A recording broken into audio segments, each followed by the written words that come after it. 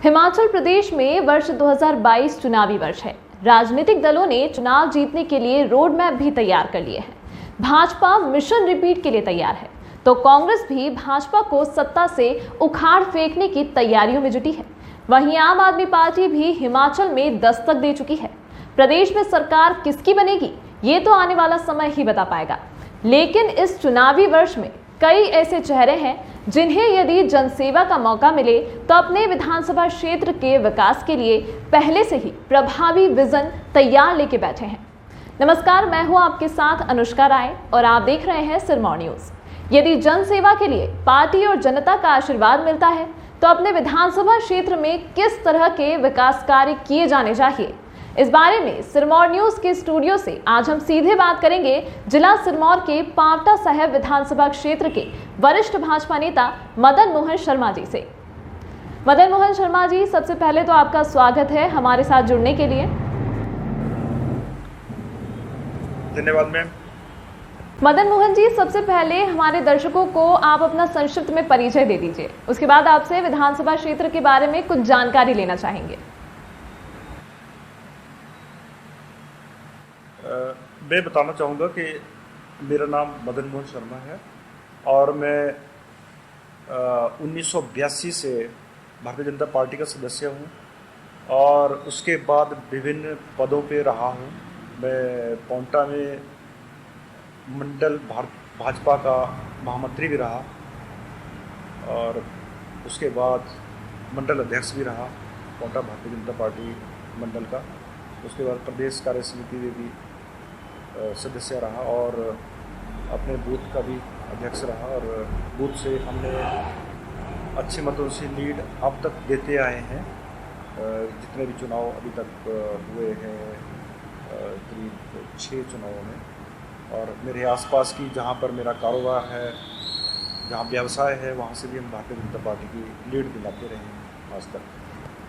और आगे भी ऐसी ही उम्मीद है कि भाजपा के लिए हम अच्छा काम करें और भारतीय जनता पार्टी का काफिला बढ़ता रहे और अच्छे मतों से भारतीय जनता पार्टी की जीत सुनिश्चित करें।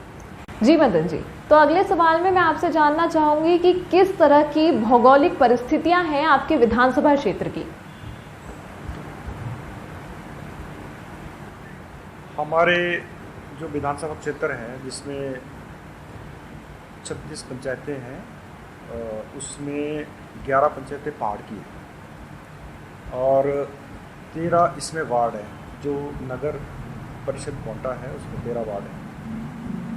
पहाड़ का एरिया है और प्लेन का एरिया है और नगर परिषद का एरिया है जो शहरी क्षेत्र कहलाता है। और करीब सभी जगह पर मेरा जाना आना रहता है और लोगों से परिचय भी रहता है और लोगों के दुख सुख में मैं सम्मिलित भी होता हूँ और कई ज़रूरतमंदों को कोशिश करता हूँ कि जितनी मेरी सामर्थ्य है उसमें मैं सहायता कर पाऊँ। मदन जी, अब आप हमारे दर्शकों को बताइए कि अभी आपके विधानसभा क्षेत्र में हाल फिलहाल कितने मतदाता होंगे।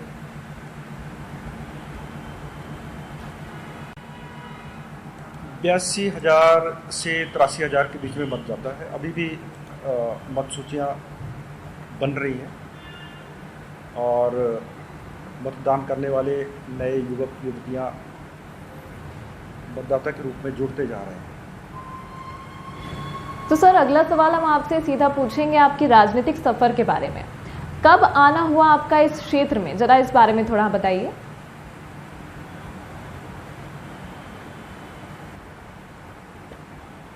जो पांवटा क्षेत्र है उसमें क्योंकि मैं काफ़ी अरसे से भाजपा से जुड़ा हुआ हूँ और साथ साथ सामाजिक कार्य भी करता रहता हूँ, इसलिए चाहे मैं तो ये समझता हूँ कि अगर किसी अन्य संगठन से भी लोग जुड़े हुए हैं तो वो भी मेरे साथ हैं। और भाजपा का तो सदस्य मैं रहा ही हूँ और वरिष्ठ कार्यकर्ता हूँ और अब तक भारतीय जनता पार्टी के हित में काम करते आए हम।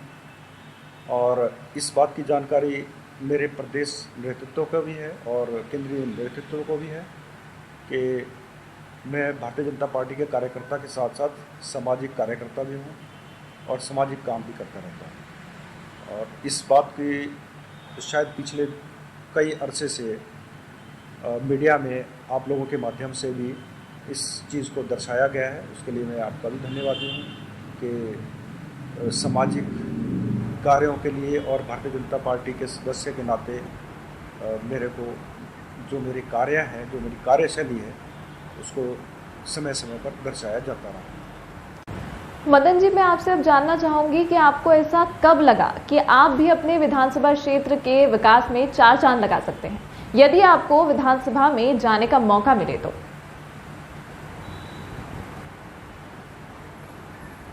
मैं 7 साल से लगातार जनता से ज़्यादा जुड़ा रहा हूँ और जनता की जो समस्याएं हैं उनसे रूबरू हूँ। और मैं समझता हूँ कि मैं अब व्यवसाय भी कर ही रहा हूँ और व्यवसाय से हट के मैंने अपने आप को एक समाज में काम करने के लिए प्रस्तुत किया हुआ है। ईमानदारी से, सच्चे मन से और अपने बुद्धि विवेक से मैं काम करने की इच्छा रखता हूँ कि मुझे मौका मिलेगा और इस बार 100% मौका मिलेगा कि मैं भारतीय जनता पार्टी के अधिकृत प्रत्याशी के रूप में जनता के बीच में आऊँगा और जनता मुझे भारी समर्थन देगी, ऐसा मेरा विश्वास है। और मैं जनता की आकांक्षाओं में भी खरा उतरने की स्थिति में हूँ, ऐसा मैं समझता हूँ। और जनता के जो समर्थन से मेरे को ऐसा महसूस होता है कि जनता भी मेरे साथ है। मदन जी, अब जानना चाहेंगे आपसे कि पांवटा के विधानसभा क्षेत्र के विकास को लेकर आपका विजन क्या है। हम धीरे धीरे करके एक एक विषय पर आपसे जानना चाहेंगे। सबसे पहले मैं बात करती हूँ, मूलभूत सुविधाओं की बात करते हैं। सड़क, बिजली, पानी की अभी जो मौजूदा स्थिति है वह क्या है आपके विधानसभा क्षेत्र में, और इससे संबंधित आपका विजन क्या है?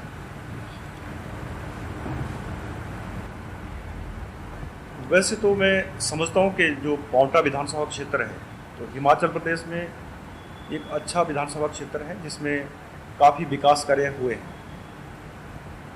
बिजली, पानी, सड़क, स्कूल, शिक्षा, ये सारी जो सुविधाएं हैं यहाँ पर हैं। इनकी बेहतरी के लिए आवश्यकता है और समय समय पर जो हमारे प्रदेश की सरकार है, इस वक्त माननीय मुख्यमंत्री जयराम ठाकुर जी हैं और समय समय पर उन्होंने पांवटा के लिए बजट भी प्रदान किए हैं और केंद्र की नीतियाँ माननीय मोदी जी के द्वारा प्रदेश में दी जाती है, उसको पांवटा को भी लाभ मिला है। और पांवटा में बहुत सारे स्वयं सहायता ग्रुप हैं जो महिलाओं के हैं, तो मैं देखता रहता हूँ कि काफ़ी महिलाओं में भी केंद्र सरकार की नीतियों के चलते काफ़ी संतोष है और सबको सुविधा और सहायता मिलती रहती है।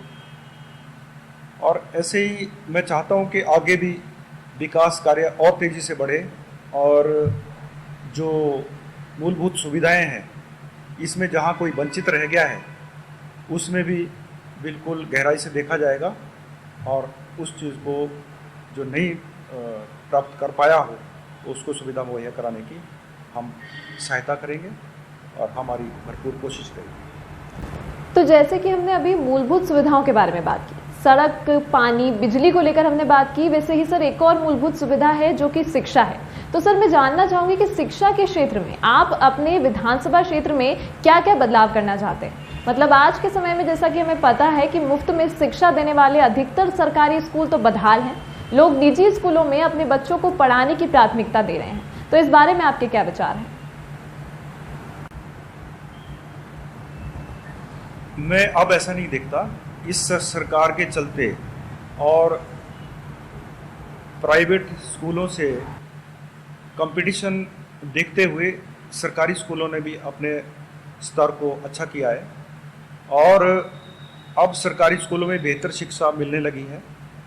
मेरे घर के आसपास भी स्कूल है, बल्कि मेरे जो हमारा प्रीमिसेस है, आंगन है, उसके साथ भी एक स्कूल है, सरकारी स्कूल है, 8वीं तक स्कूल है और उसमें जो स्तर बड़ा है और हम बिल्कुल आंगन में ही है तो देखते रहते हैं तो उससे भी कंपैरिजन करते हैं। और जैसे मेरा जाना आना इधर उधर चलता रहता है, तो काफ़ी बेहतर स्थिति है आज से 20 साल के। अगर हम तुलनात्मक दृष्टिकोण से देखें तो बहुत विकास शिक्षा के क्षेत्र में हिमाचल प्रदेश में हुआ है, और ऐसा पौंटा में भी हुआ है। परंतु यहाँ देखता हूँ कि और भी संभावनाएं हैं कि हमारे जो बच्चे टेक्निकल एजुकेशन लेना चाहते हैं तो उनको और बेहतरी की आवश्यकता है। और जो तकनीकी शिक्षा है, जिसमें पॉलिटिकल कॉलेज भी यहाँ पर है, पॉलिटेक्निक कॉलेज भी यहाँ है, इंजीनियरिंग कॉलेज भी है, इनकी बेहतरी के लिए और अच्छा काम किया जा सकता है, ताकि जो स्टूडेंट है, बाहर पढ़ने वाले स्टूडेंट हैं, उनके लिए यहाँ पर सुविधा मुहैया कराई जा सके। केंद्रीय सरकार ने यहाँ लगभग 10 साल पहले घोषणा IIM की है, और उसका भी यहाँ पर काफ़ी ज़ोर शोर से कंस्ट्रक्शन चली हुई है, और क्लासेस तो बैठनी शुरू हो ही गई थी। 4 साल होने वाले हैं इस बात के लिए कि यहाँ IIM की क्लासेस हो गई।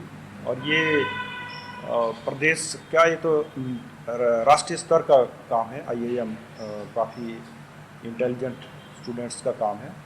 तो ऐसी यहाँ पर बेहतर शिक्षा है, और बेहतरी की भी आवश्यकता है, और यहाँ से रोज़गार मिलता रहे, ऐसी शिक्षा देने की एक नियत है। और हम इस विषय पे भी मैं सोचता रहता हूँ कि जो यहाँ पर हमारे उद्योग हैं उसमें काफ़ी सारे युवक युवतियों को रोज़गार मिले, इस बात की कोशिश हमारी रहेगी। जी सर, ये तो हुई अभी शिक्षा को लेकर चर्चा। अब मैं स्वास्थ्य सुविधाओं को लेकर मैं आपका विजन जानना चाहती हूँ कि आपके क्या ख्यालात हैं, क्योंकि अक्सर हम लोग आपके क्षेत्र की रिपोर्टिंग के दौरान देखते हैं कि गिरिपार क्षेत्र को बिल्कुल इग्नोर किया गया है। आज भी वहां के लोगों को इलाज के लिए शहर की तरफ भागना पड़ता है। इस बारे में सर आप क्या कहना चाहेंगे?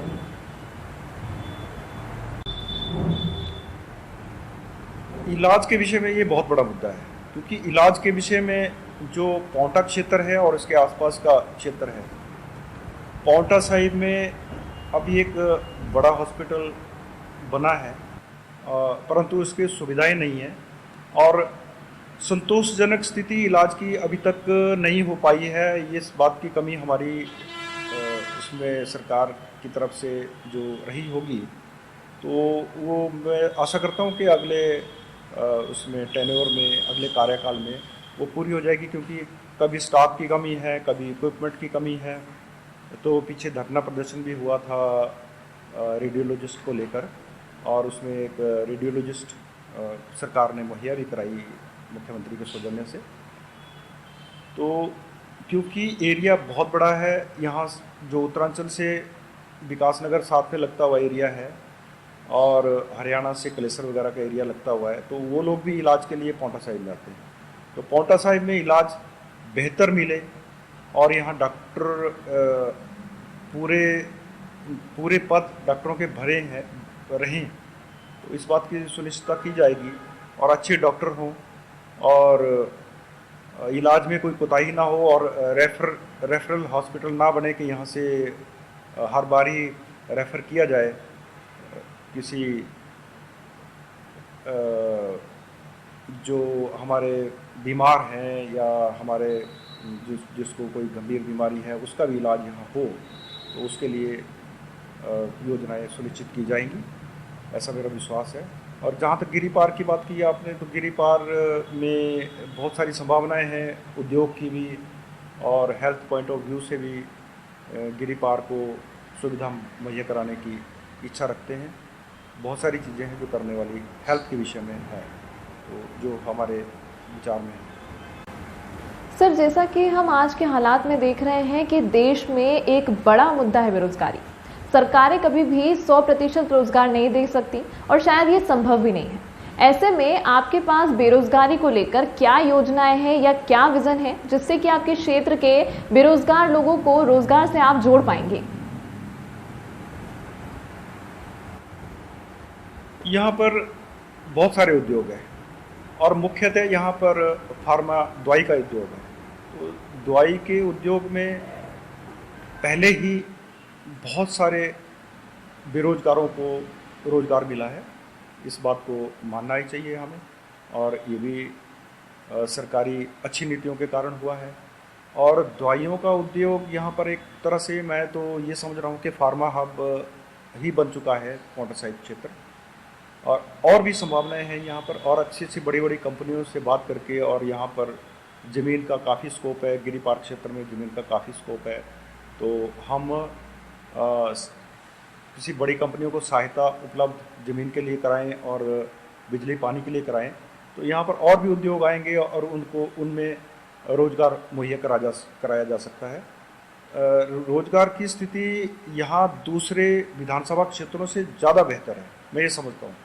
और फिर भी क्योंकि पाउंटा क्षेत्र है तो ये तेज़ी से बहुत बढ़ता हुआ क्षेत्र है, तो बेरोज़गारी संभावतः बढ़ती जा रही है, तो रोज़गार के साधन भी बढ़ते रहने चाहिए और उसमें सबको रोज़गार भी मिलता रहे, तो ऐसी मैं समझता हूँ। बाकी दूसरे भी उद्योग कई किस्म के हैं यहाँ पर खनन का व्यवसाय जो वैध रूप से है, तो उसमें भी हज़ारों लोग जुड़े हुए हैं, और मैं भी वैध रूप से खनन का व्यवसायी हूँ, जिसमें हम अभी तो पिछली सरकार ने और केंद्र सरकार ने इस किस्म के सिस्टम किया हुआ है कि उसमें बिल्कुल भी अवैध खनन या अवैध रूप से व्यापार ना हो।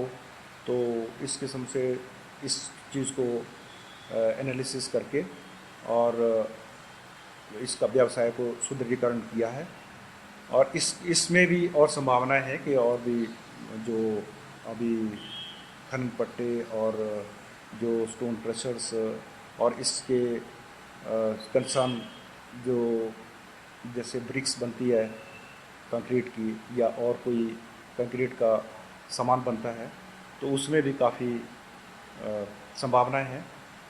कुछ तो हो चुका है और कुछ और संभावनाएं और भी बढ़ेंगी, तो इस किस्म के व्यवसाय में भी काफ़ी लोगों को रोज़गार से जोड़ा जा सकता है और उद्यमियों को व्यवसाय मिल सकता है, ऐसी संभावना है।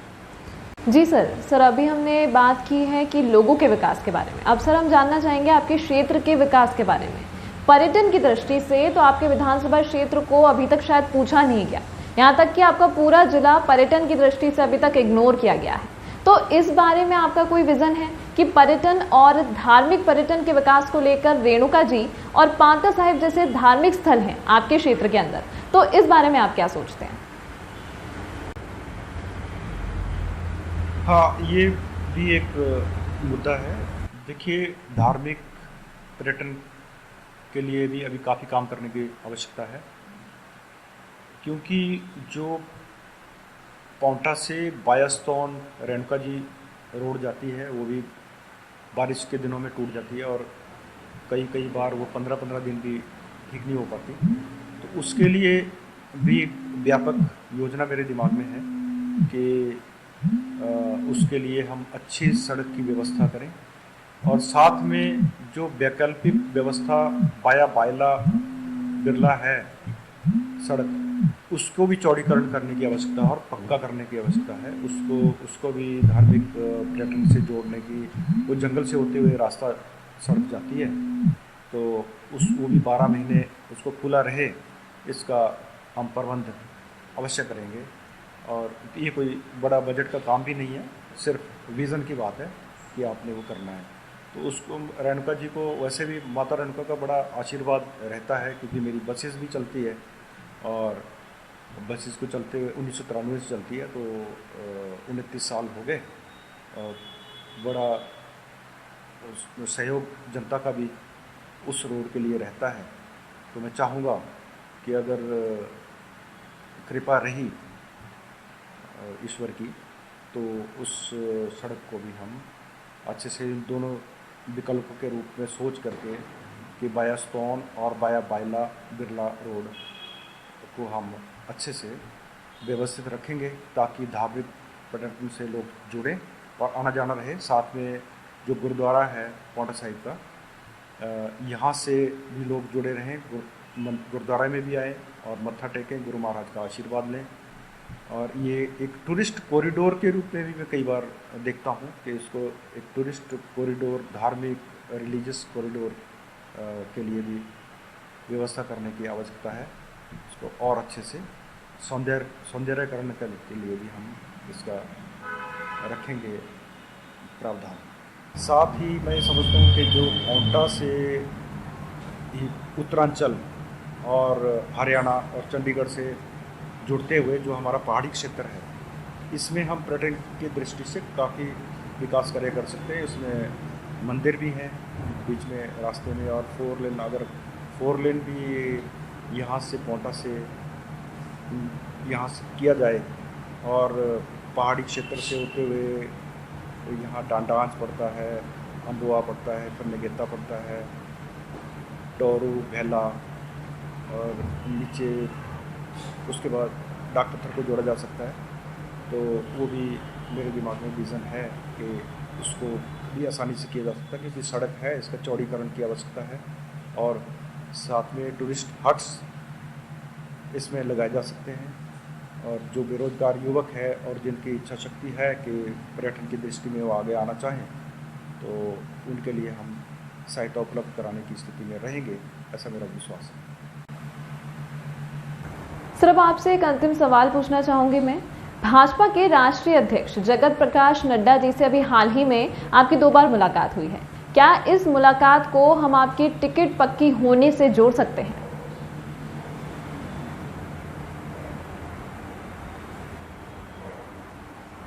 क्योंकि जगत प्रकाश नड्डा जी राष्ट्रीय अध्यक्ष हैं और हमारे परम सम्मानीय हैं। संगठन के हटके वो बात करते नहीं है। वो देखते हैं कि भारतीय जनता पार्टी के लिए कौन हितकारी है और कौन हितकारी नीतियां लागू कर सकता है, कौन पार्टी को आगे बढ़ा सकता है। वो उसी विषय को लेकर आगे चलते हैं, और इसी वजह से वो बहुत कामयाब भी हैं। और परम सम्मानीय प्रधान मिनिस्टर मोदी जी भी उनको इसीलिए सम्मानित रखते हैं कि वो एक अच्छा काम करते हैं और अपने दायित्व के प्रति बहुत उत्तरदायित्व रखते हैं, सीरियस हैं, और पार्टी लाइन से हटके वो संबंधों को इतना तवज्जो नहीं देते जितना कि पार्टी को देते हैं।